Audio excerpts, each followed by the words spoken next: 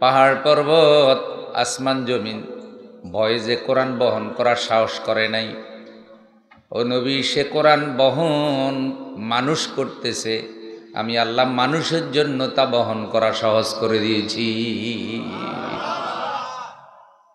ইন্নাহু কানা যালুমান জাহুলা।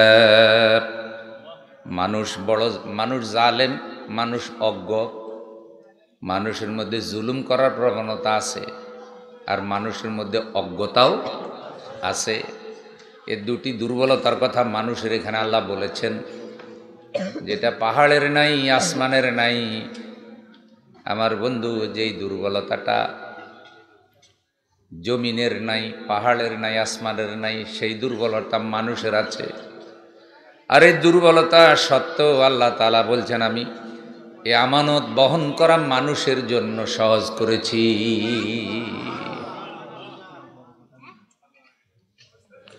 তাহলে কোরআন হলো আমানত। মানুষের নিকটে আল্লাহ তাআলার পেশ করা একটা আমানত হলো কোরআন।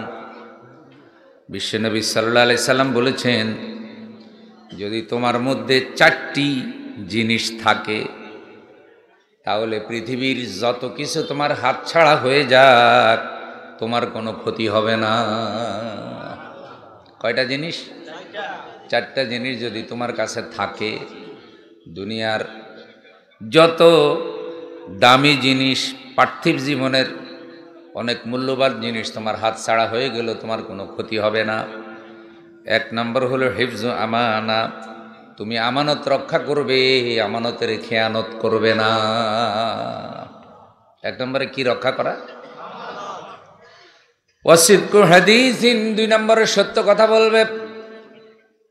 সমাজে মিথ্যা কথা বলে এমন লোক আছে না নাই? মিথ্যা সাক্ষী দেয় এমন আসেনি? মিথ্যাবাদী বিচারক আসেনি? দরবারে বৈশা মাথায় টুপি দিয়া, গায়ে জুব্বা, মুখে দাঁড়ি, তারপর মিথ্যা কথা বলে। বিশ্বনবী বলেছেন, মিথ্যা কথা বলতে বলতে এমন কিছু মানুষ আছে যাদের নাম আল্লাহর দরবারে মিথ্যাবাদীদের খাতায় চলে যায়। আমাদের সমাজে আছে এখন মিথ্যাবাদী মিডিয়া। অনেকে সত্য খবরকে বিকৃত করে পেশ করে, একটা খবরের হেডলাইনটা বিকৃত করে পেশ করে, এরাও মিথ্যাবাদী। আছে বন্ধু মিথ্যাবাদী সাংবাদিক, যা ঘটে তার উল্টা রিপোর্ট করে, আসেনি? আছে বন্ধু মিথ্যাবাদী ইলেকট্রনিক্স মিডিয়া, বিভিন্ন টেলিভিশন চ্যানেল ইসলামের ব্যাপারে মারাত্মক মিথ্যা খবর ছড়ায়। আছে বন্ধু মিথ্যাবাদী রাজনীতিবিদ, যদি দেখে যে ইসলাম মানলে তাদের স্বার্থে আঘাত লাগে, তখন তারা ইসলামকে আঘাত করতেও দ্বিধাবোধ করে না। আছে মিথ্যাবাদী বক্তা, কোরআন হাদিস বাদ দিয়া মিথ্যা কাহিনী বয়ান করে, যেটা শয়তানেও জানে না। শয়তানে চিন্তা করে এইসব মিথ্যা কাহিনী শিখলো কেমনে, পাইল কই? মিথ্যাবাদী বক্তা। বিশ্বনবী বলেছেন, মান কাযিবা আলাইয়া মুতাআম্মিদান, যেই ব্যক্তি ইচ্ছা করে আমার নামে কোনো মিথ্যা কথা বলবে, যেই বক্তা, সে যেন কিয়ামতের দিন তার ঠিকানা জাহান্নামে তালাশ করে। যে আল্লাহ এবং আল্লাহর রাসূলের নামে মিথ্যা কথা মানুষকে শোনাবে, তার ঠিকানা জান্নাত হওয়ার কোনো সম্ভাবনা নাই। ইয়া আইয়ুহান নাবিয়্যু, হে আমার প্রিয় নবী, বাল্লিগ মা উনজিলা ইলাইকা মির রাব্বিক, আপনার রবের পক্ষ থেকে আপনার নিকটে যা নাজিল হয়েছে আপনি তার প্রচার করুন। আল্লাহর নবীর নিকটে নাজিল হয়েছে কোরআন। বিশ্বনবীকে বলা হয়েছে, নবী কোরআন প্রচার করুন। যদি কোরআন প্রচার না করেন, ফামা বাল্লাগতা রিসালাতাক, আপনার রিসালাতের দায়িত্ব পালন হবে না। তো বিশ্বনবী কোরআন প্রচার না করলে যদি রিসালাতের দায়িত্ব পালন না হয়, বিশ্বনবীর উম্মতেরাও যদি মানুষকে দাওয়াত দিতে চায়, কোরআন দিয়ে দাওয়াত দিতে হবে। কোরআন হাদিস দিয়ে দাওয়াত না দিলে দাওয়াতের হক, উম্মতের হক আদায় হবে। বাল্লিগু আন্নী ওয়ালাউ আয়া, নবীজি বলেছেন আমার পক্ষ থেকে পৌঁছায় দাও যদি একটা বাক্য তুমি জানো, কিন্তু জানাটা সহি হতে হবে। আগে জানবেন, আগে শিখবেন, তারপরে প্রচার করবেন। না জানা প্রচার করার অনুমতি নাই, তাহলে মিথ্যা জিনিস প্রচার হয়ে যাবে। আমার বন্ধু মিথ্যাবাদী যেমন বক্তা আছে, মিথ্যাবাদী পীরও আছে। নিজেদের কেরামতি জাহির করার জন্য মিথ্যা বানোয়াট কাহিনী বানায়। বানোয়াট কাহিনীর শ্রোতা বেশি, আজগুবি কাহিনী নিজেদের নামে, দাদার নামে, বাপের নামে, আকাবেরের নামে, দরবারের নামে, এইসব মিথ্যা কাহিনী আছে না নাই? সুর ধরে ধরে কয় আর কাঁদে। আবার এক শ্রেণীর লোক নিজেরাও শুনে শুনে কাঁদে। কি শুনেছে কাঁদে এটাও বুঝে না, মিথ্যাবাদী পীর। নবীজি বলছেন 1 নম্বর আমানত রক্ষা করবে, 2 নম্বর সত্য কথা বলবে। যারা জবান দিয়ে মিথ্যা কথা বলে তারা জবানের আমানত খেয়ানত করে। ওয়া হুসনু খলিকাতিন, 3 নম্বর হলো উত্তম চরিত্র। চরিত্রটা কোরআন সুন্নাহর আলোকে গঠন করবে। উত্তম চরিত্র মানেই হলো কোরআনের চরিত্র। জোরে বলেন সুবহানাল্লাহ। নবী সাল্লাল্লাহু আলাইহি সাল্লামের জীবনী যেই মাহফিলে আলোচনা হয় সেটাকে আমরা বলি সিরাতুন নবী মাহফিল। সিরাতুন নবী মাহফিল মানে হলো হুজুরের চরিত্র আলোচনার মাহফিল, হুজুরের জীবনী আলোচনার মাহফিল। হুজুরের জীবনী কি, বিশ্বনবীর চরিত্র কি, কানা খুলুকুহুল কোরআন, বিশ্বনবীর চরিত্র কোরআনের চরিত্র। যা আছে কোরআনে তা আছে নবীর চরিত্রে। এখন বিশ্বনবীর উম্মত হিসাবে আমাদের চরিত্র আল্লাহর কোরআন থাকার দরকার আছে না না? কিন্তু আমাদের চরিত্র তো কোরআনের সাথে মিলে না। কোরআনের চরিত্র গঠন করার জন্যই কোরআনের মাহফিল, যেখানে কোরআনের ব্যাখ্যা বিশ্লেষণ হয়, যেখানে কোরআন সুন্নাহর আলোকে জাতিকে হেদায়েত দেওয়া হয়, জাতিকে দিক নির্দেশনা দেওয়া হয়। সেই মাহফিলগুলো উম্মতের শ্রেষ্ঠ মাহফিল। সেই মাহফিলগুলি বেশি হওয়া দরকার। কিন্তু এখন নাচ গানও আছে না নাই? অজ্ঞতা জেহালাতের জলসাও আছে না নাই? বিভিন্ন 5 স্টার হোটেল, 5 তারা হোটেলেও রাত্রে কিছু লোকের আসর বসে, মদ, নারী, গাঁজা লইয়া। আছে বন্ধু ক্যাসিনো, সেই ক্যাসিনোতেও কিছু লোকের আসর বসে কি বসে না? সেগুলি বন্ধ করা দরকার, সেগুলিকে নিরুৎসাহিত করা দরকার। কিন্তু সেগুলিকে চালু রেখে যারা কোরআনের মাহফিলকে নিরুৎসাহিত করে তারা আমানতের খেয়ানত করে। এই যে ছোট্ট একটা মেয়ে আয়াত 6 টুকরা করলো একজন হত্যাকারী, পাশবিক চাহিদা পূরণ করে একটা ছোট্ট মেয়েকে টুকরা টুকরা করে ফেললো, 6 টুকরা করে ফেললো। এমন কথা উঠেছে বন্ধু, সে হত্যার প্রশিক্ষণটা পেয়েছে ইন্ডিয়ান সিরিয়াল থেকে।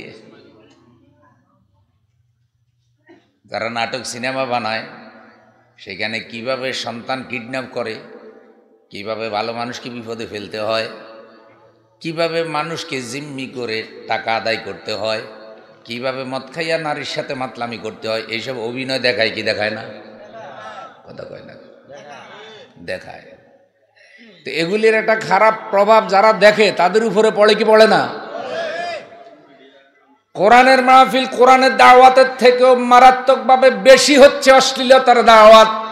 এইসব দাওয়াত বন্ধ করার চিন্তা যাদের মধ্যে নাই তারা বিশ্বনবীর উম্মত হিসাবে, মুসলিম হিসাবে সঠিক দায়িত্ব পালন করছে।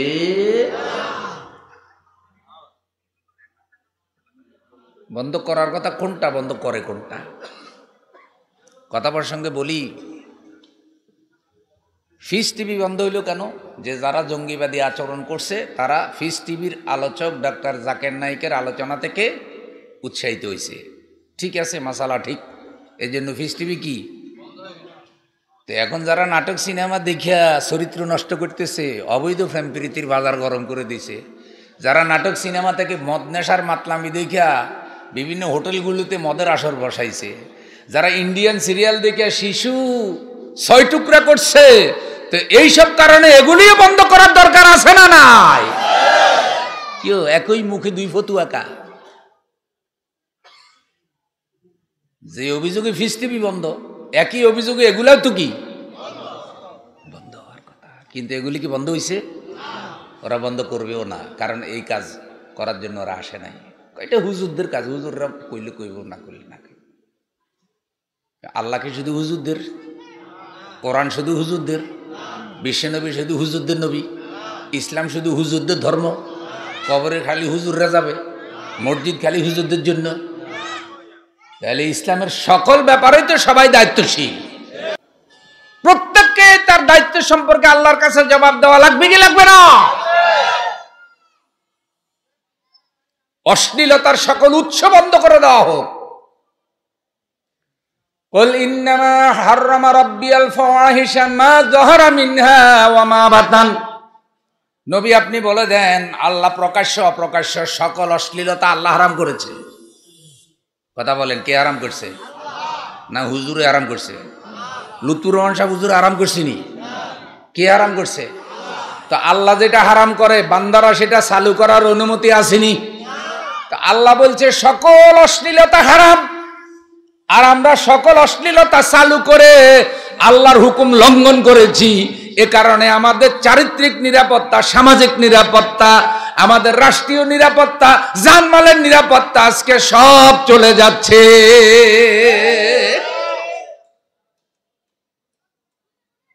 আল্লাহ যেটা হারাম করেছে সেটা চালু করে দিছে। আল হায়াউ শুবাতুম মিনাল ঈমান, লজ্জা শরম ঈমানের অঙ্গ, যা শরম নাই তার ঈমানও। ভাই এই কথাগুলি যদি বাস্তবায়ন হয়, শুধু হুজুরদের লাভ হয় না, লাভ হবে নাকি সব মুসলমানের লাভ হবে? এই কথাগুলোর মধ্যে তথাকথিত কোনো রাজনীতি আসেনি। আর তথাকথিত রাজনীতি যদি কোরআন হাদিসের উল্টা হয়, তাহলে তথাকথিত রাজনীতি করার অনুমতি কোনো মুসলমানের আসেনি। কিন্তু এখন মুসলমানের চরিত্র এমন হয়ে গেছে, ধর্ম ছাড়বে, নবী ছাড়তে রাজি, ইসলাম ছেড়ে দিতে রাজি, ওনাদের চিন্তা চেতনা যেটা ঢুকছে সেটা ছাড়তে রাজি।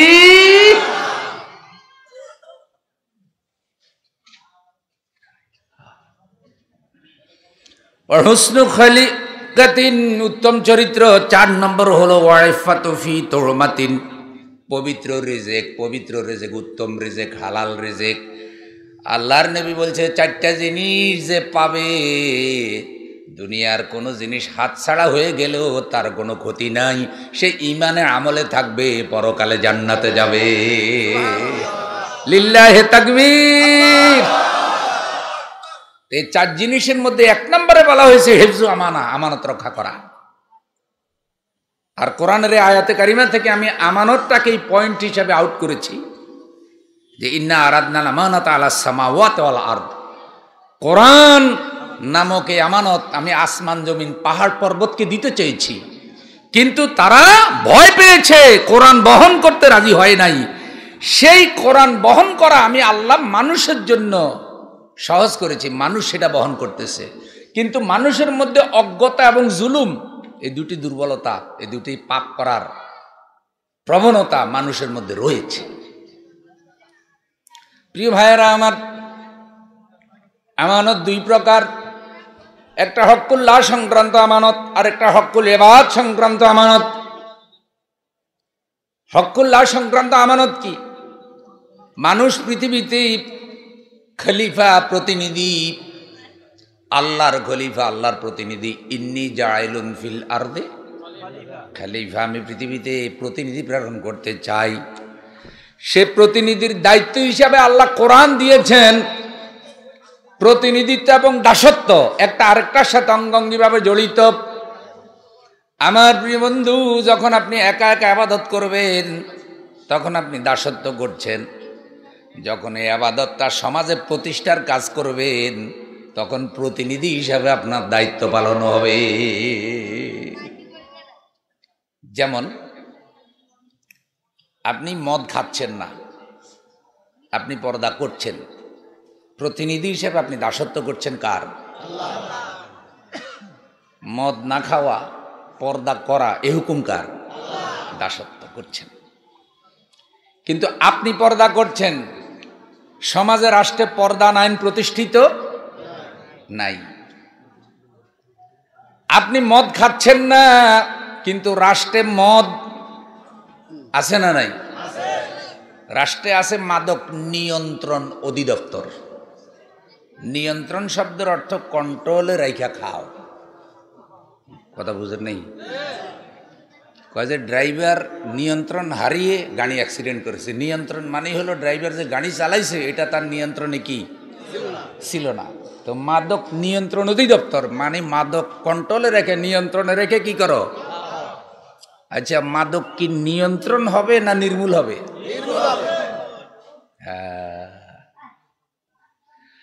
আল্লাহ বলছে মদ, নেশা, জুয়া এগুলো সব শয়তানের কাজ, ফাজতানিবুহু, এগুলো ছেড়ে দাও। আল্লাহ বলছে মদ ছেড়ে দাও, বান্দারা কয় নিয়ন্ত্রণ করে খাও। তাইলে কি আল্লাহর কথা অনুযায়ী বান্দাদের কাজ হইছিনি? তাইলে বান্দা নিজে মদ খাবে না, মদ সমাজ থেকে দূর করে হালাল অর্থ ব্যবস্থা প্রতিষ্ঠার কাজ করবে, এটা তার প্রতিনিধি হিসাবে দায়িত্ব। বান্দা নিজে নামাজ পড়ে, কিন্তু নামাজের আইন সমাজে প্রতিষ্ঠিত। যদি এমন একটা আইন থাকতো যে কোনো বেনামাজি কোনো সমাজের নেতা হইতে পারবে না, তাহলে একটা আইনেই দেখতেন সব বেনামাজি দায়িত্ব থেকে বাদ পড়ে যেত। শুনেন, নবী সাল্লাল্লাহু আলাইহি সাল্লাম 12.5 লক্ষ বর্গমাইল এলাকা চালাইছে। নবী সাল্লাল্লাহু আলাইহি সাল্লাম শাসক ছিলেন।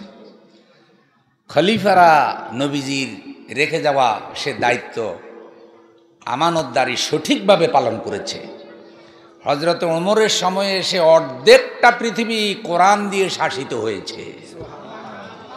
কয়েকজন সুবহানাল্লাহ বলছে, বাকিরা চুপ করে আছে। ফুটবল খেলা দেখে গোলের আওয়াজ যত জোরে দেয়, সুবহানাল্লাহর আওয়াজ তার থেকে বড় হওয়ার দরকার আছে না নাই? মুজাহিদের মতো 2 হাত উঁচু করে বলেন সুবহানাল্লাহ, লিল্লাহি তাকবীর। কোরআন দিয়ে অর্ধেকটা পৃথিবী চলেছে, কোরআন দিয়ে। ওমর রাদিয়াল্লাহু তাআলা আনহু শাসক। কেউ কি বলতে পারবেন যে রাসূলের যুগে কোনো বেনামাজি রাষ্ট্রের কোনো দায়িত্ব পালন করেছে? সমাজের কোনো দায়িত্ব পালনের উপযুক্ত কোনো বেনামাজি ছিল? বেনামাজি খুঁজে পাওয়ারই তো কোনো সুযোগ নেই। তাহলে সালাত কায়েম করা মানে কি? কায়েম করা অর্থ হইল সালাত পড়াটাকে রাষ্ট্রীয় আইনে পরিণত করা, সালাত আদায় না করাটা রাষ্ট্রীয় অপরাধ হিসাবে গণ্য করা। রাষ্ট্রীয় কিছু অপরাধ আছে না, এগুলিকে রাষ্ট্র অপরাধ মনে করে। এটা এটা এটা এটা এটা এটা রাষ্ট্র অপরাধ মনে করে। তো যে আইনে রাষ্ট্র বিড়ি খাওয়া অপরাধ মনে করে, যে পাবলিক পরিবহনে বিড়ি খাইতে, যে আইনে রাষ্ট্র মনে করে পলিথিন রাখা অপরাধ।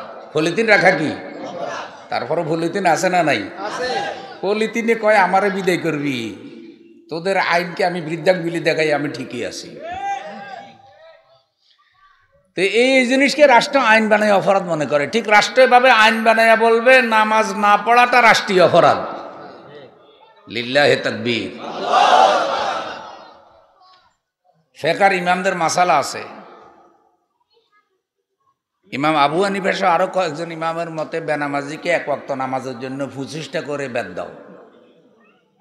1 ওয়াক্ত নামাজে যদি 25টা করে দেয়, 5 ওয়াক্তে 125টা যদি ডেইলি বেতানো হয়, আর বেনামাজি থাকার সম্ভাবনা আসেনি।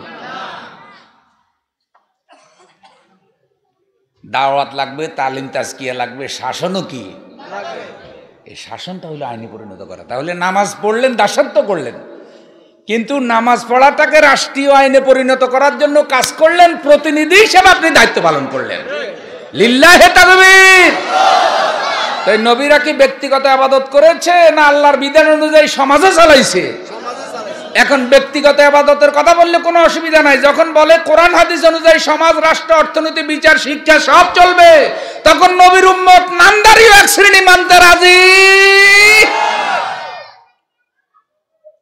ইন্নাহু কানা জালুমান, এগুলোর মধ্যে জুলুমও আছে, জেহালাতও আছে।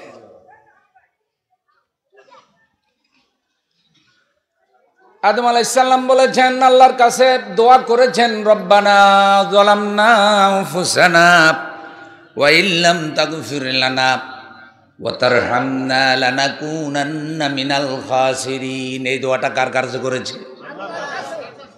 আদম আলাইহিস সালাম কারো বাড়িঘর দখল করে নাই।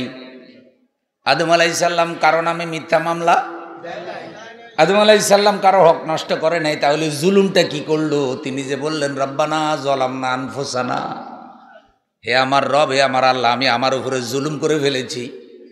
ওই জুলুম হিসেবে তিনি মনে করেছেন, আল্লাহ যে বলেছেন লা তাকরাবা হাযিহিস, এই গাছের নিকটে যাইও না, এটা কার হুকুম?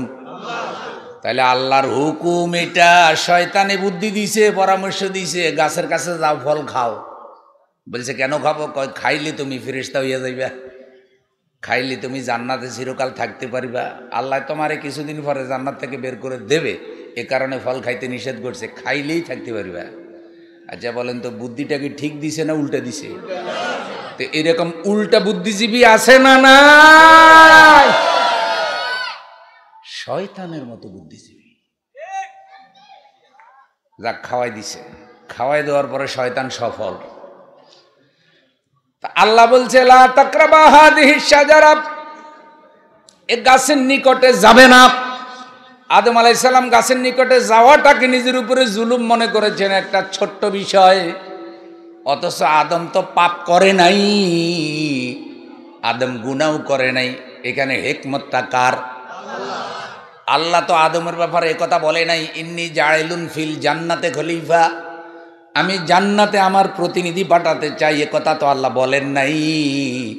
আল্লাহ বলেছেন ইন্নী জাইলুন ফিল আরদে খলিফা, আমি জমিনে পাঠাবো খলিফা। তাহলে জমিনের খলিফা জমিনে আসছে, মধ্যখানে কিছুদিন কোথায় রাখছে? কথা কয় না? আপনাদের আসল বাড়ি আতাগড়া না জান্নাত? আতাগড়া শান্তি না জান্নাতে শান্তি?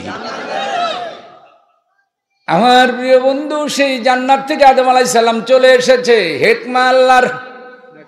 হযরত আদম খাকে গंदम जू के आया दहर में, उसमें भी एक राज़े हक था, उनके नादानी न थी। হযরত আদম ওইটা খেয়েছে, এটা আদমের নাফরমানি ছিল না, এটার মধ্যে আল্লাহর একটা হিকমা নিহিত ছিল। সেই হেকমা হইল জমিনের আদমকে জমিনে আনা লাগবে, তো কোনো একটা উসিলার দরকার আছে না নাই? উসিলা হইল গাছ। উসিলা কি?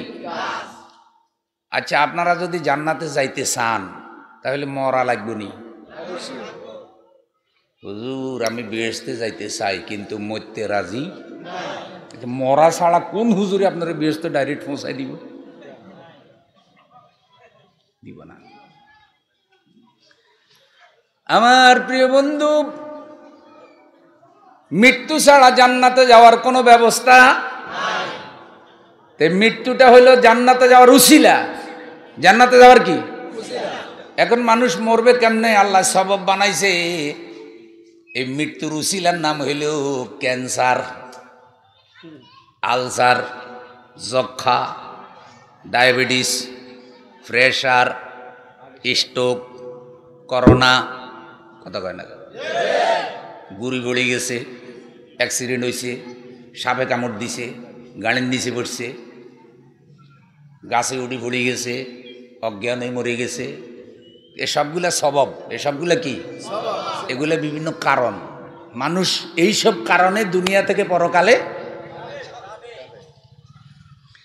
আমার প্রিয় বন্ধু, ইতিহাস বলছি, আদম আলাইহিস সালাম, আপনার আদমের সৃষ্টির জন্য আল্লাহ তাআলা যখন মাটি সংগ্রহ করার দায়িত্ব ফেরেশতাদেরকে দিলেন, মৌতের ফেরেশতা সফল হলেন। মাটির অংশ মৌতের ফেরেশতা আল্লাহর কাছে নিয়ে গেল। আল্লাহ তাআলা বললেন, হে মালাকুল মউত, তুমি বান্দাদের রূহ কবজের দায়িত্ব পালন করবে। মালাকুল মউত কানতে লাগলো, আল্লাহ সন্তানকে পিতা হারা করব, পিতাকে সন্তান হারা করব, স্ত্রীকে স্বামী হারা করব, স্বামীকে স্ত্রী হারা করব, মানুষ আমাকে অভিশাপ দেবে, মানুষ কান্নাকাটি করবে, মানুষ শোকাহত হবে, এ কঠিন দায়িত্বটা আমারে দেবেন না। আল্লাহ তাআলা মালাকুল মউতকে বলবেন, তোমারে কেউ দায়ীও করবে না, তোমার অভিশাপও দেবে না, গালিও দেবে না, আমি এমন কিছু সবব দেব যেগুলার নাম অসুখ বিসুখ রোগ বালাই, মানুষ বলবে ওই অসুখে মারা গেছে। কেউ আজরাইলকে গালি দেয়নি। তাহলে আদম আলাইহিস সালামকে দুনিয়াতে আনার একটা উসিলা হইল গাছ, এটা। তারপরে আদম আলাইহিস সালামের মনে বান্দা হিসাবে এমন অপরাধ প্রবণতা কাজ করতেছে যে আমার মাওলা আমাকে আদেশ দিছে, আমি সেটা রক্ষা করতে পারি না। এটাই হলো বান্দা হিসাবে আল্লাহর কাছে নত হয়ে থাকা, ছোট হয়ে থাকা। তাহলে বড় জুলুম হলো আল্লাহর কোরআনের আইনের বিরোধিতা করা, বড় জুলুম হলো পাপ করা, বড় জুলুম হলো অন্যায় করা, অবিচার করা, সুদ খাওয়া, ঘুষ খাওয়া, জুলুম অত্যাচার করা। এগুলি করার পরেও বাহাদুরি করে এক শ্রেণীর নবীর উম্মত দাবিদার আছে না নাই? ভাই কথা কোনো বেশি বড় হয়ে গেল নি, কোন আরো বড় করে কথা। মাঝে মধ্যে স্কেল কন্ট্রোল করা যায় না তো, আবার একটু জোর করে গুলো এত জোরে জোরে ওয়াজ করে কা, এটাও দোষ। এখন আমরাও চিন্তা করছি, যেহেতু আল্লাহর কথাই বলি, আজকে যদি নবী রাসূল জীবিত থাকতেন তারা বলতেন, আমরা নবীদের সাথে সহযোগিতা করতাম, ঠিক কিনা কর? ওমর রাদিয়াল্লাহু তাআলা আনহু, আবু বকর রাদিয়াল্লাহু তাআলা আনহু, আলী রাদিয়াল্লাহু তাআলা আনহু, ওসমান রাদিয়াল্লাহু তাআলা আনহু, বেলাল রাদিয়াল্লাহু তাআলা আনহু যদি আজকে জীবিত থাকতেন, তাইলে তারা আসতো, তারা কথা বলতে আমরা সহযোগিতা করতাম। কিন্তু তারা এখন দুনিয়া থেকে চলে গেছে মাটির নিচে, তাদের রেখে যাওয়া আদর্শ পৃথিবীতে আছে না নাই? তারা জীবিত থাকলে যেইভাবে এখন উম্মতকে লিডারশিপ দিতেন, নেতৃত্ব দিতেন, আজকে উম্মতের ওরাসাতুল আম্বিয়াদের উপরে সেই দায়িত্ব পড়েছে। এ কারণেই মাওলানা লুৎফুর রহমান সাহেবদের মতো আলেমদেরকে জাতিকে দিক নির্দেশনা দিতে হয়, কারণ এখন পৃথিবীতে নবী নাই, রাসূল নাই। নবী রাসূলদেরকে যারা কষ্ট দিয়েছে পৃথিবীতে এক শ্রেণীর এখনো এরকম মানুষ আছে যারা হক কথা বললে কষ্ট দেয়।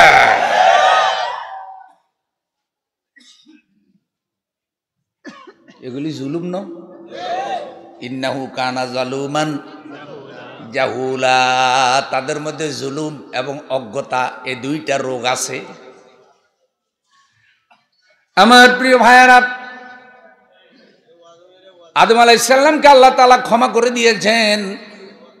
আদম আলাইহিস সালাম তার হারানো বাসস্থান ফিরে পেয়েছে, আলহামদুলিল্লাহ বলেন।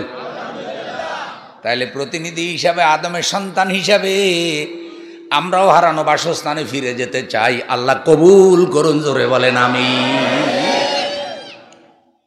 কোরআন আল্লাহর আমানত, সে আমানতের খেয়ানত করা যাবে না। ক্বালা রাসূলুল্লাহ সাল্লাল্লাহু আলাইহি সাল্লাম, আল মুস্তাশারু মুতামানুন। নবীজি বলেছেন, যার কাছে পরামর্শ চাওয়া হয় সে আমানতদার। এই ভাইয়ের সাথে আপনি একটা বিষয়ে পরামর্শ করছেন, এখন তিনি আমানতদার। তিনি এই পরামর্শের কথাটা সমাজে এমন লোকেরে বলে দিল যারে বললে আপনার ক্ষতি হবে, এইরকম পেস্কি লাগায়, আসে না না? বন্ধু হিসাবে আপনি একটু পরামর্শ চেয়েছেন, দোস্ত এটা কেমনে করলে ভালো হয়, হয়তো পরামর্শটা কারোর সাথে সম্পৃক্ত। এখন আপনার একটা বুদ্ধি শুদ্ধি দিয়া ওর কাছে লাগাই দিছে, কয় শুনছেন নি আমার কাছে কিন্তু এই বুদ্ধি চাইছে, দিছি গিট্টু লাগাই। এটা আমানতের খেয়ানত। এটা আমানতের কি? খালি টাকা পয়সা নষ্ট করাই আমানতের খেয়ানত। আমার প্রিয় বন্ধু, সূরা আনফালে আল্লাহ তাআলা এই বিষয়ে বলেন, ইয়া আইয়ুহাল্লাযীনা আমানু লা তাখুনু আমানাতিকুম ওয়া আনতুম তা'লামুন। হে ঈমানওয়ালারা, আল্লাহর উপরে যারা বিশ্বাস করেছো, পরকাল যারা বিশ্বাস করো, তাওহীদ, রিসালাত, আখিরাত যারা বিশ্বাস করো, ফুলসেরাত যারা বিশ্বাস করো, কবর, হাসর, মিজান, ফুলসেরাত এগুলি যারা বিশ্বাস করো তারা মুমিন। লা তাখুনু আমানাতিকুম ওয়া আনতুম তা'লামুন। জেনে বুঝে ইমানদারেরা আমানতের খেয়ানত করিও। ক্বালা রাসূলুল্লাহ সাল্লাল্লাহু আলাইহি ওয়াসাল্লাম লা ঈমানা লিমান লা আমানাতা লাহু ওয়া লা দীনা লিমান লা আহদা লাহু। নবীজি বলেন, যেই লোকটা আমানত ঠিক রাখে না সেই লোকটার ঈমানও থাকে না। যেই লোকটা ওয়াদা রক্ষা করে না তার মধ্যে দিন থাকে না। যে লোক আমানত রক্ষা করে না তার ঈমান থাকে না। যে লোক ওয়াদা রক্ষা করে না তার দিন ওয়াদা খেলাপকারী আছে না নাই? সকালে ওয়াদা দেয়, দ্বিপ্রহরে খেলাপ করে, দ্বিপ্রহরে ওয়াদা দেয়, বিকালে খেলাপ করে, ঘন্টায় ওয়াদা দেয়, ঘন্টায় ফিরিয়ে যায়। বহুরূপী সিনে মুশকিল। জাগাত ওয়াদা দিছে, মনে হয় এক্ষুনি হয়ে গেছে, মুহূর্তের ভিতরে আবার সিন বদলাই ফেলাইছে। যারা ওয়াদা রক্ষা করে না, ওয়াদার কোনো মূল্যায়ন করে না, তাদের মধ্যে দিন নাই বলেছেন মুহাম্মাদুর রাসূলুল্লাহ। তো মুহাম্মদ সাল্লাল্লাহু আলাইহি সাল্লামের কথা ঠিক আছে নি? কত ভাগ ঠিক আছে? জোরে বলেন। তাহলে ওয়াদা চুক্তি রক্ষা করার দরকার আছে না নাই? আমানত রক্ষা করার দরকার আছে না নাই? সূরা নিসার মধ্যে আল্লাহ তাআলা বলেন, ইন্নাল্লাহা ইয়ামুরুকুম আন তুআদ্দুল আমানাতি ইলা আহলিহা। আল্লাহ তোমাদেরকে নির্দেশ দিচ্ছেন তোমরা আমানত উপযুক্ত পাত্রে অর্পণ করে দাও। জুমার খুতবায় প্রতি জুমায় খতিব সাহেবরা বলে, ইন্নাল্লাহা ইয়ামুরুকুম বিল আদলি ওয়াল ইহসান ওয়া ইতাযিল কুরবা ওয়া ইয়ানহা আনিল ফাহশাই ওয়াল মুনকার ওয়াল বাগই ইয়াইদুকুম লাআল্লাকুম। ওই ফাহশার কথা আছে, ফাহশা কাজ বন্ধ করে দাও, অশ্লীলতা বন্ধ করে দাও। এইসব খুতবা টুতবা শুই নাই, আইসা নাচ গানের অনুমতি দিয়ে চালাই দিছে যে ওয়াজ মাহফিলের কন্ট্রোলে রাখ, ওয়াজ মাহফিলের চিন্তা চেতনার মধ্যে ধরে রাখ, গবেষণার মধ্যে রাখ, আর নাচ গান উৎসাহিত কর। এইরকম দ্বিচরিত্রের মুসলমান আসেনিও? এগুলো কিন্তু ভয়ঙ্কর অন্যায়, এগুলো ভয়ঙ্কর অন্যায়। আল্লাহর রঙে রঙিন হন, কোরআনের রঙে রঙিন হন, শয়তানের চরিত্র ধারণ করবেন না।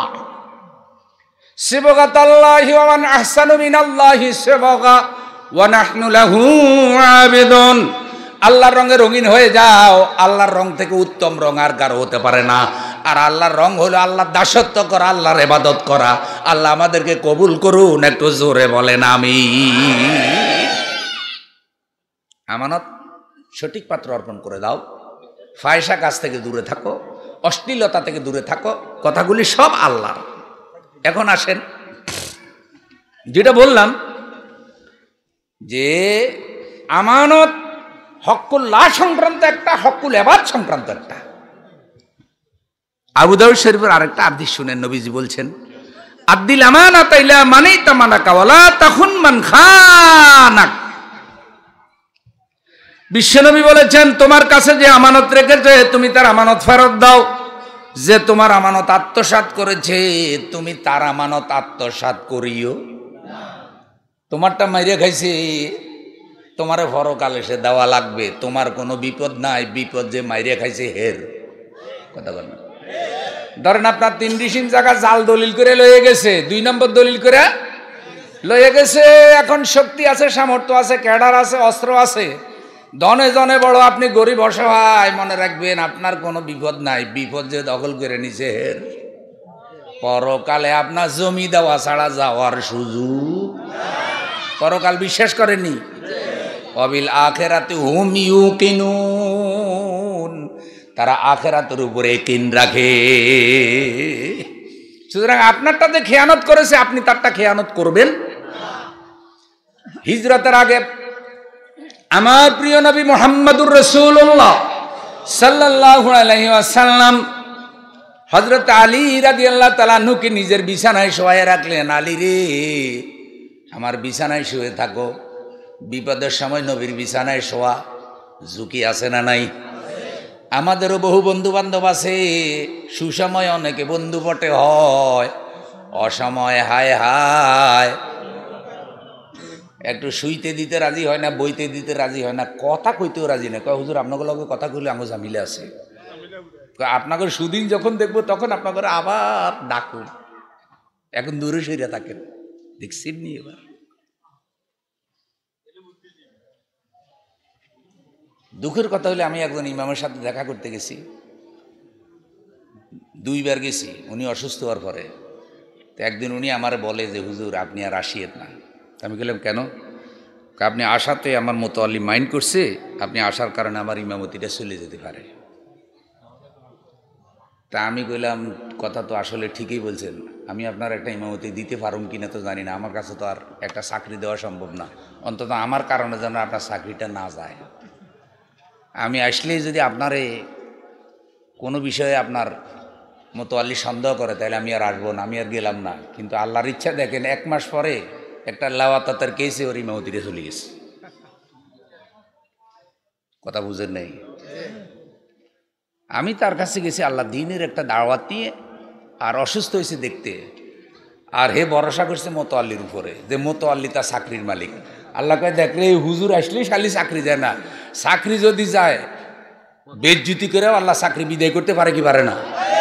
এমনি চলে গেছে সম্মানের সাথে, একটা ব্যাপার। আর একটা হলো একটা সমকামিতার অভিযোগে চাকরি চলে গেছে, এটা তো হলো চাকরিও গেছে, সুবানিও।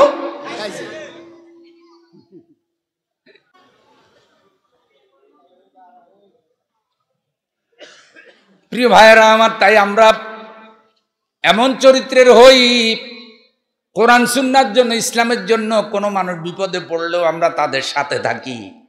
এটা বিশ্বনবীর সুন্নত। বিশ্বনবী হকপন্থীদের সাথে ছিলেন। জোরে কোন সুবহানাল্লাহ। কোন লোক হক পথ অনুসরণ করার কারণে যদি বিপদে মুসিবতে পড়ে, তাহলে আপনার দায়িত্ব হলো হক পথের বিপদগ্রস্ত ব্যক্তিকে সাহায্য করা। এটা বিশ্বনবীর সুন্নাহ। লিল্লাহি তাকবীর। তাহলে নবীজি চলে যাবেন হিজরতে, নবীর বিছানায় শুয়ে থাকলে একটা বিপদের সম্ভাবনা আছে না নাই? হযরত আলী রাদিয়াল্লাহু তাআলা আনহু বললেন, হুজুর আমি আপনার বিছানায় শুয়ে থাকব, কাফেররা এসে যদি আমাকে আপনিই মনে করে ঘুমের মধ্যে হত্যা করে ফেলে, আমার কোনো দুঃখ থাকবে না, আমার জীবনের বিনিময়ে আল্লাহর নবী বেঁচে যাবে। সাহাবীরা আল্লাহর নবীকে জীবনের থেকে বেশি ভালোবেসেছেন, আর আমরা আমাদের নফসানিয়াত, মানব রচিত মতবাদকে আল্লাহর নবী এবং আল্লাহর কোরআন থেকেও বেশি পছন্দ করি। হযরত আলী দায়িত্ব নিয়ে নিলেন। নবী সাল্লাল্লাহু আলাইহি সাল্লাম কাফেরদের রেখে যাওয়া আমানতের টাকাগুলি হযরত আলীর কাছে রেখে গেলেন। আল্লাহু আকবার বলেন। তাইলে যারা নবীজিকে ষড়যন্ত্র করে মক্কায় থাকতে দিল না, তাদের অনেকের টাকা নবীজির কাছে জমা ছিল। নবীজিকে বলা হতো আল আমিন, সব চাইতে বিশ্বাসী।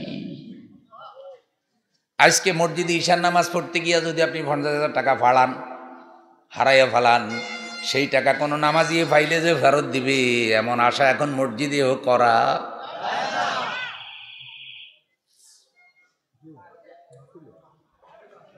আর বিশ্বনবী সব আমানত ফেরত দিয়ে গেছে। বিশ্বনবী বলেছেন, আমি চলে গেলে তারাই বদনাম রটাবে, মুহাম্মদ সাল্লাল্লাহু আলাইহি সাল্লাম আমাদের আমানতের টাকা নিয়ে গেছে। হযরত আলী পোটলাগুলি যার যার কাছে পৌঁছায় দিয়েছেন। আমরা বিশ্বনবীর উম্মত হিসাবে আমরা কারো আমানত নষ্ট করব না, হক নষ্ট করব না। আল্লাহ আমাদেরকে এই শিক্ষা অর্জন করার তৌফিক দিন। একটু জোরে বলেন আমিন। এখন আসেন বন্ধু, হক্কুল ইবাদ সংক্রান্ত আমানত। একটা বললাম হক্কুল্লাহ, একটা বললাম হক্কুল ইবাদ। হক্কুল ইবাদ সংক্রান্ত একটা আমানত হলো দায় দায়িত্বের আমানত। বিশ্বনবী বলছেন, আলা কুল্লুকুম রাইন ওয়া কুল্লুকুম মাসউলুন আন রাইয়াতিহি ফাল ইমামুল্লাযী আলান নাস রাইন ওয়া হুয়া মাসউলুন আন রাইয়াতিহি। রাওয়াহুল বুখারী ওয়া মুসলিম। নবীজি বলছেন, তোমরা প্রত্যেকেই দায়িত্বশীল, যার যার দায়িত্ব সম্পর্কে আল্লাহর কাছে জবাব দেওয়া। কথা কর না। মসজিদের ইমাম যদি মুসল্লিদের নামাজ নষ্ট করে, মুসল্লির হক নষ্ট করে, ইমামের আল্লাহর কাছে জবাব দিতে আছে না নাই? বড় ভাই যদি ছোট ভাইয়ের হক নষ্ট করে, আল্লাহর কাছে জবাব দিতে আছে না নাই? আমার বন্ধু, কোন ভাই যদি বাপেরে বুঝাইয়া 2 নম্বরই করে জায়গা জমি সব লিখে যায়, ভাইয়ের হক নষ্ট করে, আল্লাহর কাছে জবাব দিতে আছে না নাই? আরে নামাজ না পড়লে আল্লাহ মাফ করে দিতে পারে, রোজা না রাখলে আল্লাহ মাফ করে দিতে পারে, কিন্তু বান্দার হক যে নষ্ট করলি সেটা তো আল্লাহ ক্ষমা করবে।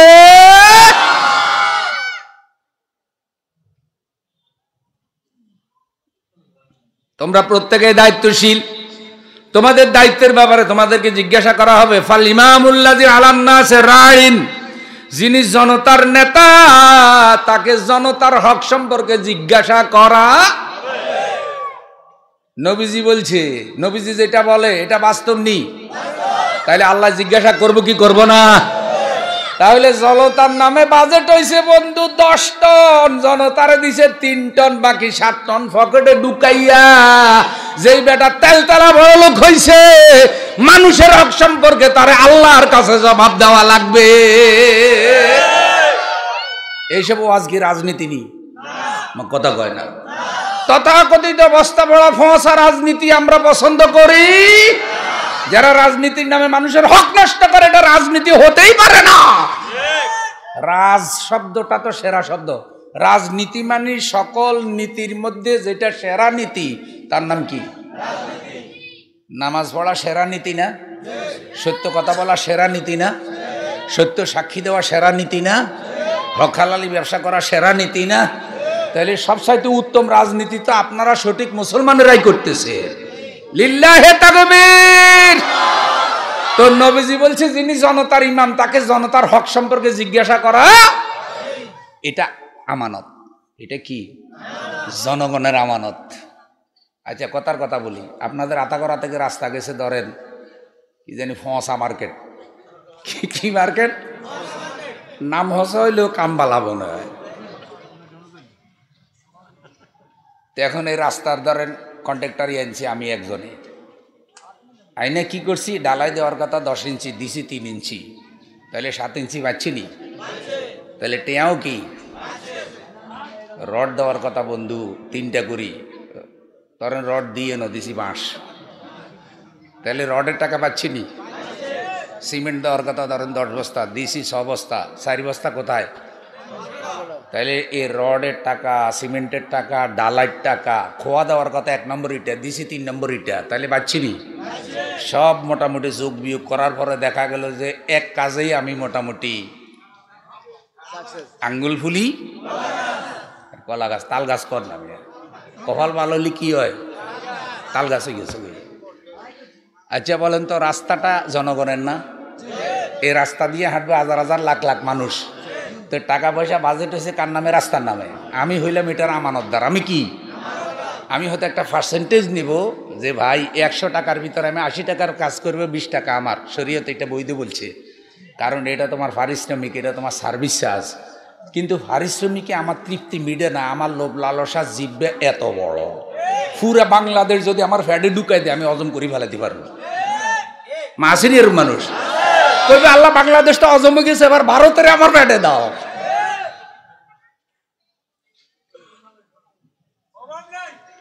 এখন যে আপনি যে এই যে টাকাটা খাইলেন, এটা পাবলিকেরও খাইছেন না ভাই? মাইন্ড করিয়েন না, কথাটা একটু ইমান দিয়া চিন্তা করেন। ইমান দিয়া সেটা হলো এই ভাইয়ের যদি কোনো কারণে আমি হক নষ্ট করি, আল্লাহ না করুক, কারণ বান্দার হক আল্লাহ ক্ষমা করবে। তা আমি মৃত্যুর আগে ভাইকে হয়তো ডাকলাম, ডাকে বললাম ভাই আপনি আমার আল্লাহর হস্তে মাফ করে দেন, আপনার 5000 টাকা আমি দিতে পারতেছি না। এই ভাই চিন্তা করলে আমি তো ভালো আছে, ঠিক আছে আমি তারে মাফ করে দিলাম। একজনের কাছে ক্ষমা চাইলাম, মাফ করে দিল। তো বান্দার মাফ করলে আল্লাহ কি করবে? কিন্তু বন্ধু একজনেরটা মাইরা খাই একজনের কাছে মাফ চাইলাম, সম্ভব হইল, সফল হইলাম। রাস্তা দিয়ে হাঁটবে লাখ লাখ মানুষ, তাদেরটা যে মাইরা খাইলেন মাফ চাইবেন কয়জনের কাছে? সুযোগ তো না। এত লোকের কাছে মাফ চাইবে সুযোগ আছে নেই? ফাল ইমামুল্লাযী আলান নাসি রাইন ওয়া হুয়া মাসউলুন আন রাইয়াতিহি। মানুষের নেতা সাবধান সাবধান। যেই নবীকে ভালোবাসেন, যেই নবী সুপারিশ কামনা করেন, সেই নবী বলতেছে যিনি মানুষের নেতা তিনি মানুষের দায়িত্বশীল, তিনি মানুষের আমানতদার। মানুষের হক সম্পর্কে নেতাকে জিজ্ঞাসা করা হবে। ছাড়াছাড়ি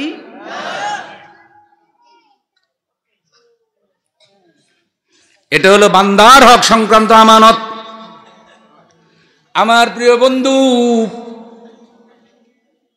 দায় দায়িত্বের আমানত, বান্দার হক সংক্রান্ত আমানত। ছোটখাটো সামান্য ব্যাখ্যা বিশ্লেষণ দিয়ে বয়ান শেষ। মসজিদের টাকা মসজিদের ক্যাশিয়ারের কাছে আমানত। কথা বলেন। মসজিদের কাশ খাইয়া ফেলায় এমন লোক আসেনি? মসজিদের নামে টাকা বাজেট হইলেও বন্ধু অর্ধেকে পাওয়া যায়। বিশ্বনবী সাল্লাল্লাহু আলাইহি সাল্লাম মেরাজে গেলেন, জান্নাত জাহান্নামের কিছু দৃশ্য দেখানো হলো। তার মধ্যে এমন কিছু দৃশ্য আল্লাহর নবী দেখলেন, কিছু মানুষ জ্বলন্ত আগুনের কয়লা, মাঝে মধ্যে কামার দোকানে দাঁড়াবেন, দাঁড়াইয়া দেখবেন কামার যখন লোহার মধ্যে তাপ দেয়, লোহা গরম হতে হতে লাল আগুনের কয়লার মতো হয়ে যায়। কোনটা আগুন কোনটা লোহা বোঝা যায় না। এইরকম একটা জ্বলন্ত লোহার টুকরা যদি আপনার ফ্যাটে ঢুকাইয়া দেওয়া হয়, খাদ্যনালী, কলিজা, গুদ্দার, নাড়িবুড়ি, ফ্যাটের অবস্থা কি হবে বন্ধু? বিশ্বনবী দেখলেন এরকম আগুনের কয়লা উঠাইয়া কেউ কেউ খেতেছে, আর সে আগুনের কয়লা পেটে ঢুকে নাড়িবুড়ি গালাইয়া ওই জ্বলন্ত কয়লা পায়খানার রাস্তা দিয়ে পড়তেছে। কয়লাটা পড়ার সাথে সাথে পিছন দিক দিয়ে নাড়িবুড়িগুলি মোমের মতো গলে গলে দলা দলা হয়ে পড়তেছে। বিশ্বনবী দেখে চেহারা ঘুরাই ফেললেন, জিবরাইল, এটা কাদের শাস্তি দেখলাম রে জিবরাইল?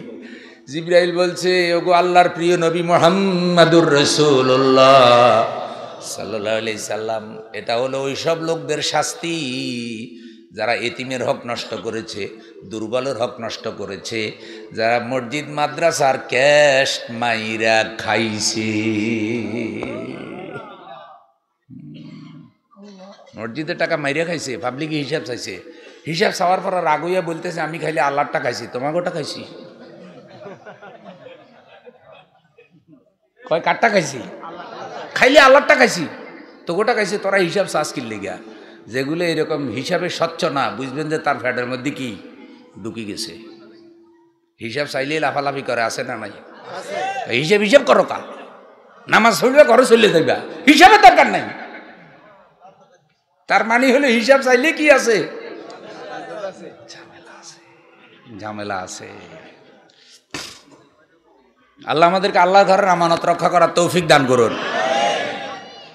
আমার বন্ধু যারে প্রশ্ন করতে দিল, প্রশ্নটা ছাত্রছাত্রীর আমানত।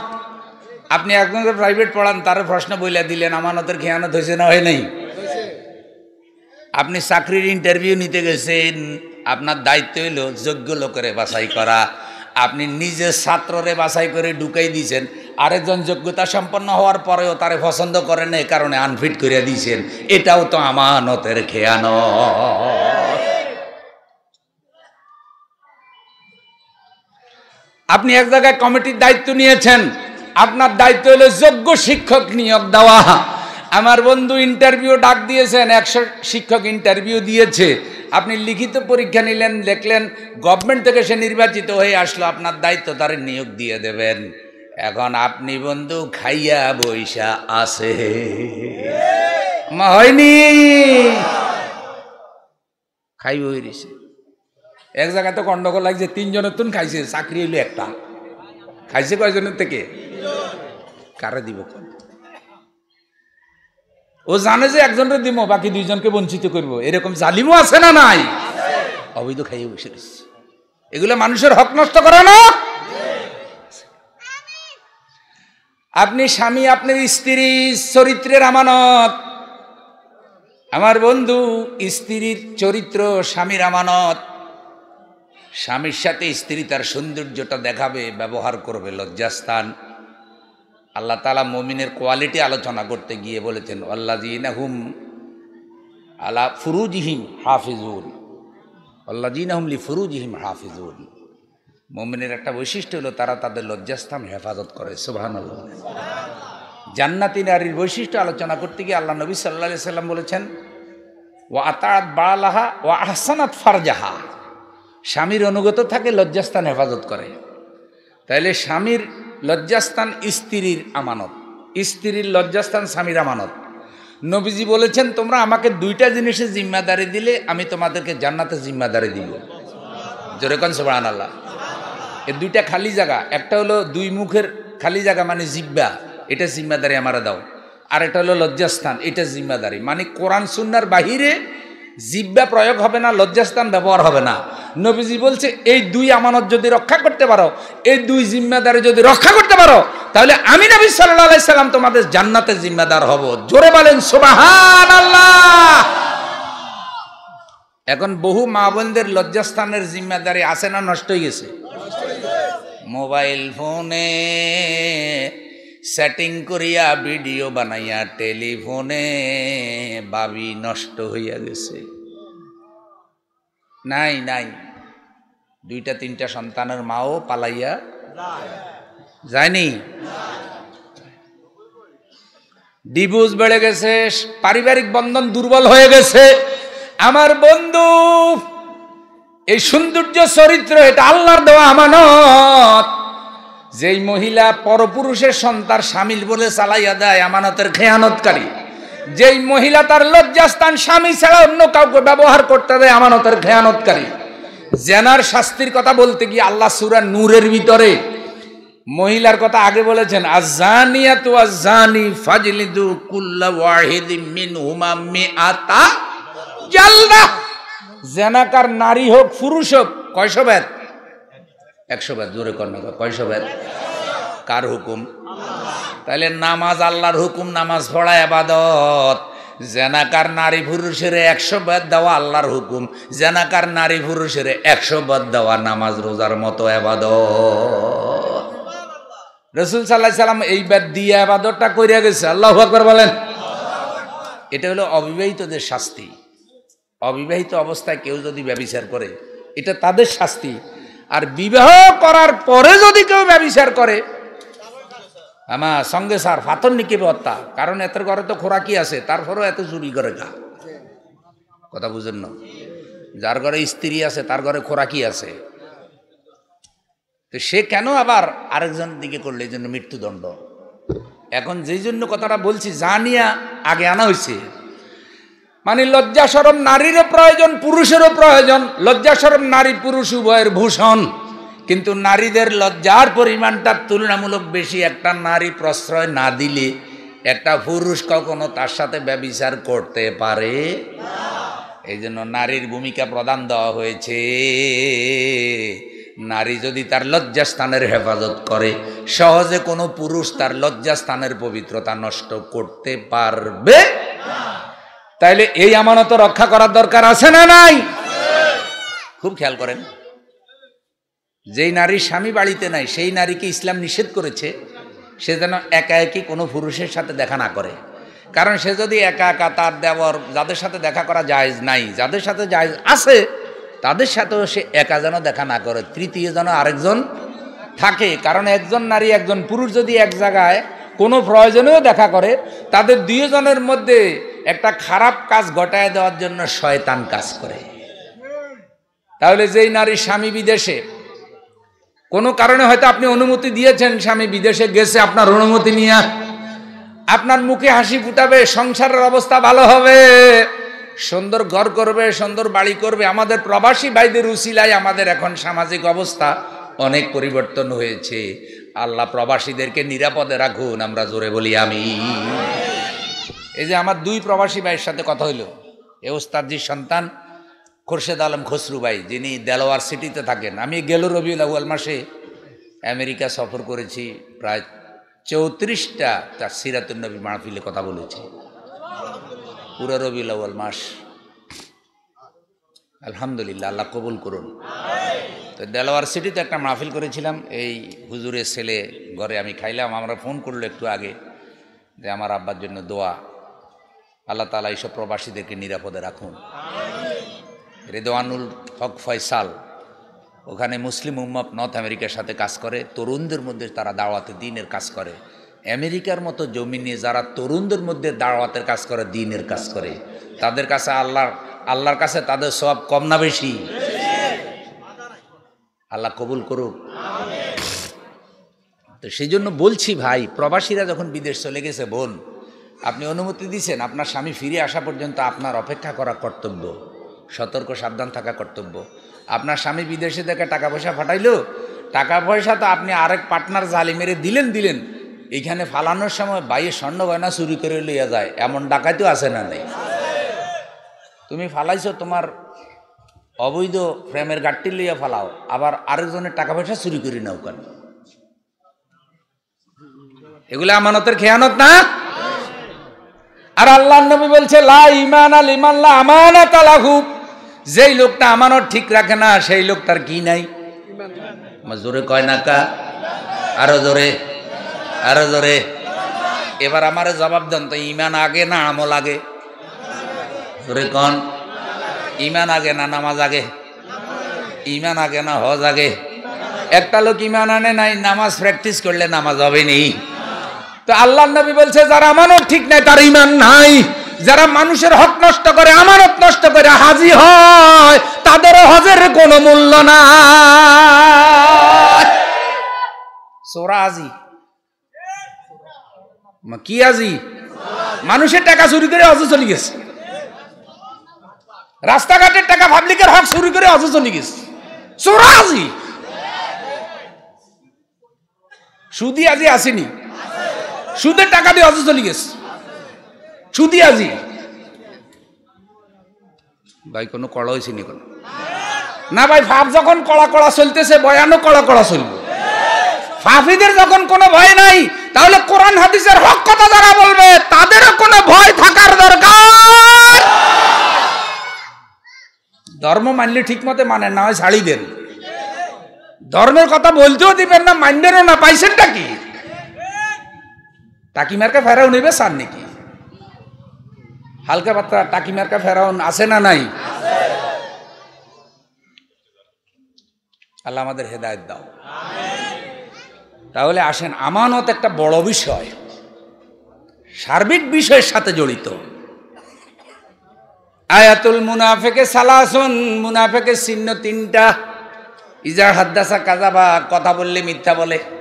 ওয়াইজা ওয়াদা আখলাফা, ওয়াদা করলে ওয়াদা রক্ষা করে না। ওয়াইজা তুমি না খানা, কোনো আমানত সে রক্ষা করে না। শিয়ালের কাছে যদি মুরগি বাগা দেন, জীবনে ফেরত পাইবে সম্ভাবনা আসেনি? মশলা দিয়ে হালাল করে খাইবে লাগবে। এমন কিছু মানুষ আছে যেগুলোর টাকা পয়সা হাওলাত দিলে আর পাইবার কোনো সম্ভাবনা। যতক্ষণ হাওলাত দেন নাই ততক্ষণ সম্পর্ক ভালো ছিল, যেই না মাত্র টাকা হাওলাত দিছেন আর ঠিক মতো দেখা সাক্ষাৎ কি? আমার এক দোকানদারকে, হুজুর মানুষের হক নষ্ট করলে টাকা পয়সা বাকি খাইয়া যদি না দেয় তাইলে কত বড় পাপ হইব, শাস্তি হইব, একটু জুমার মসজিদে বয়ানটা কড়া করে দিয়ে। কি হয়েছে? আমি তো বাজার মসজিদের খতিব আজকে 26 বছর, আর বাজারে তো বিভিন্ন লোকের আনাগোনা আসেনি, সব পাবলিকের আড্ডাখানা হইলো বাজার। কয় হুজুর একটা দোকান দিছিলাম, এ বাকি খাইতে খাইতে আমার দোকানে লাল বাতি জ্বালা দিছে। কয় শেষ পর্যন্ত একটা লোকের দেখাইলো যে ওনার মতো একটা ভালো মানুষ, ওনার বাপের 40-এ খাওয়াইতো, আমার দোকান থেকে 50,000 টাকা বাকি নিছে, 15 দিন পরে দিবে কইয়া 3 মাস হয়ে গেছে, দোকানের সামনে দিয়েও যায় না। এতের বাপের মৌতা খাওয়ানোর জন্য বাকি নিতে কইছে, কোনা দিছে।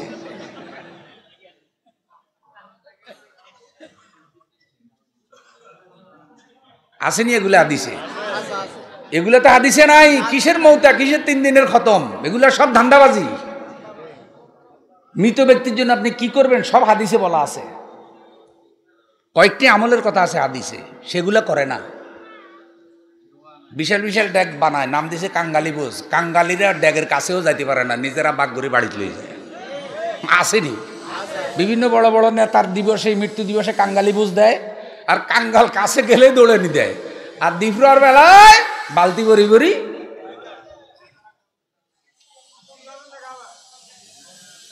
এগুলা ব্যাংসে বিনো।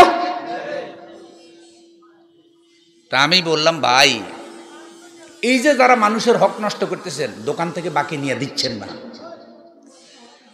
হাওলাত নিলে আর ঠিক মতো দেয় না।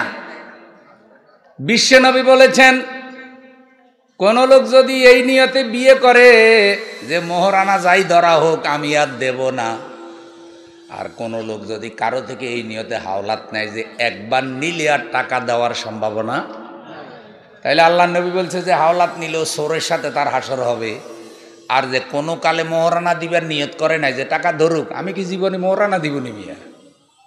নবীজি বলছে জানাকারের সাথে তার হাসর হবে। জোরে কর নাউজুবিল্লাহ। তাইলে যারা টাকা পয়সা হাওলাত নিচ্ছেন, বাকি নিচ্ছেন, আর চিন্তা করতেছেন কোনো কালে দিবেন না। একবার নিতে পারলে নবীজি কই তুই চোর, তোর হাসর হবে কার সাথে? যদি অবস্থায় মৃত্যু হয়। আর যারা মহারানা দিবার চিন্তা করেন নাই তাদের হাসর হবে জানি জানাকারের সাথে। নাউজুবিল্লাহ বলেন। আমরা কি চোর আর জানাকার হয়ে মরতে চাই? তাহলে অন্যের হক আদায় করে দেওয়ার দরকার আছে না নাই?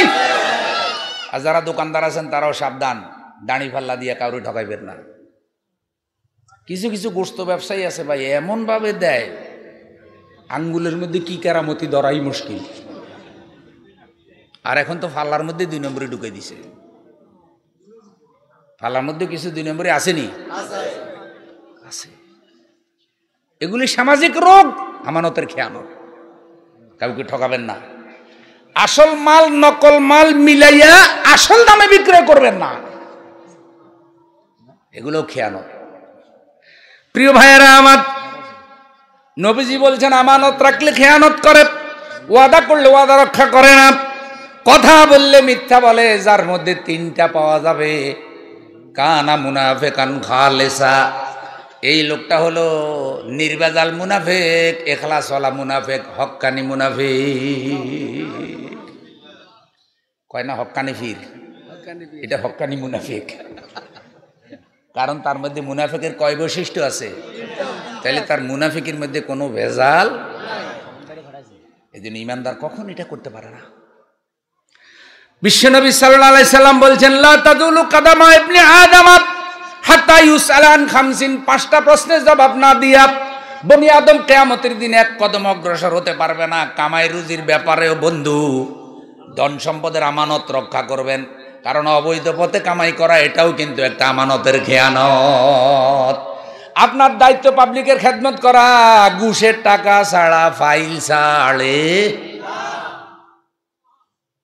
শিক্ষা জাতির মেরুদণ্ড, অথচ শিক্ষা মন্ত্রণালয়ে শিক্ষা অফিসেও দুর্নীতি আছে না নাই? শিক্ষা জাতির মেরুদণ্ড, এখন মেরুদণ্ডের ভিতরে ফোঁসা লাগছে, ক্যান্সার হয়ে গেছে। এই শিক্ষিত লোক দিয়ে এখন সমাজে আর অনেক ভালো কাজ হয় না, অথচ একটা সময় শিক্ষাই ছিল সেরা।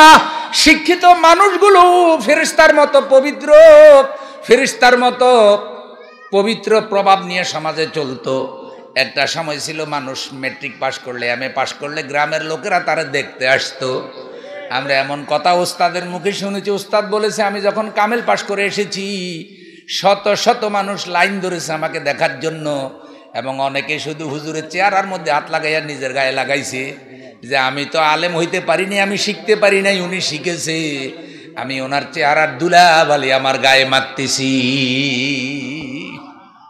বড় বড় শিক্ষিত লোকদেরকে মানুষ দেখতে যেত, আর এখন শিক্ষিত লোকদের এক শ্রেণীর মধ্যে অধঃপতন। শিক্ষিত লোকদের একটা অংশ চুরি করেনি, গরু চোর, মসজিদে জুতা চোরের থেকে তারা আরো বড় চোর।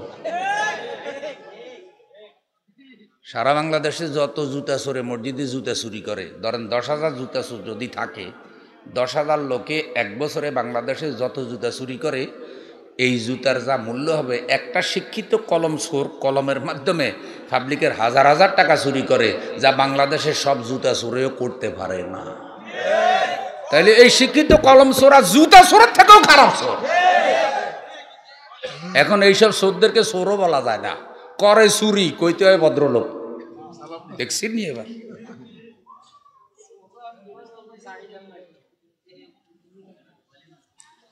ভাই, এগুলো কি রাজনীতি বুঝিনি কোনো, না ধর্মের কথা? তো রোগ আছে যেখানে ওষুধ হবে। শিক্ষিত লোকদের একটা খারাপই সমাজে প্রভাব বিস্তার করেছে। শিক্ষিত লোকরা মিথ্যা মামলা দেয়নি, শিক্ষিত লোকরা অন্যের হক নষ্ট করেনি, সরকারি জায়গা খাসের জায়গা দখল করে মার্কেট উঠে লাগছে, এই মার্কেটের ভাড়া দিয়ে হজে চলে গেছে, হজেরও ফাঁসা পানিতে চুবানি দিচ্ছে। এরকম বড় বড় দখলদার আসেনি? দেখলে কমলা টস টস করে, আই ইনকাম তালাশ করলে সব ফোঁসা, দুর্গন্ধ।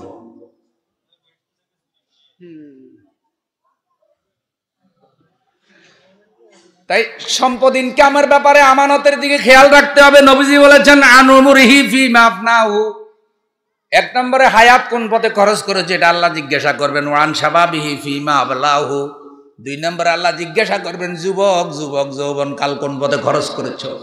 আমি যুবকদেরকে বলি, হায়াত আল্লাহর দেওয়া দান, কুপথে খরচ করবেন না, আল্লাহ দ্বীনের পথে খরচ করুন। আমরা তরুণদেরকে আল্লাহর কোরআনের দিকে ডাকি। লিল্লাহে তাকবীর। আতা করার যুব সমাজকে ধন্যবাদ, আতা করার যুব সমাজদেরকে, যে যুব সমাজ কোরআনের মাহফিল আয়োজন করেছে। বাংলাদেশে এখন লক্ষ লক্ষ যুবক আল্লাহর কোরআনের দিকে আকৃষ্ট হচ্ছে। বাংলাদেশে লক্ষ লক্ষ যুবক ইসলাম শিখছে, কোরআনের দর্শে যাচ্ছে, যুবকদের কাছে দাওয়াতের দ্বীনের কাজ করছে। যুবকরা এখন সমাজের ন্যায় নীতি ইনসাফ প্রতিষ্ঠার কাজ করছে। যুব সমাজ যদি ইসলামী হুকুমতের দাবি নিয়ে দাঁড়ায়, তাহলে একদিন আল্লাহ এই জমিনে কোরআনের শাসনও কায়েম করে দিবেন ইনশাআল্লাহ। লিল্লাহে তাকবীর। এই জন্য যুবকদেরকে আমরা আল্লাহর পথে ডাকি, আল্লাহ কবুল করুন। এরপরে আল্লাহ নবী বলছেন, আল্লাহ জিজ্ঞাসা করবেন, ওয়ান মালিহি মিন আইনা তাসাবাহু ওয়া ফি মান ফাকাহু। ও মিয়া, টাকা পয়সা যে কামাই করছো, বড় লোক হইছো, কোন পথে বড় লোক হইছো? তাই ধরা আছে না নাই? আবার জিজ্ঞাসা করবেন, কোন পথে খরচ করছো? ধরা আছে না নাই? শেষ কথা, ওয়ামা আমেলা ফিমা আলেমা, যে এলেম অর্জন করেছো সেই অনুযায়ী আমল করেছো কিনা। তাই আসুন, আল্লাহ তাআলা যে বলছেন কোরআনের এই আমানত আমি পাহাড় পর্বতের নিকটে রাখতে চেয়েছি, তারা সেটা গ্রহণ করতে সাহস করে নাই, মানুষ সেটা বহন করছে। সে মানুষ যেন আমানতের হক আদায় করে। কোরআন সুন্নাহর আলোকে জীবন গঠন করলে এই হক আদায় হবে। আল্লাহ আমাদেরকে কবুল করুন, জোরে বলেন আমিন।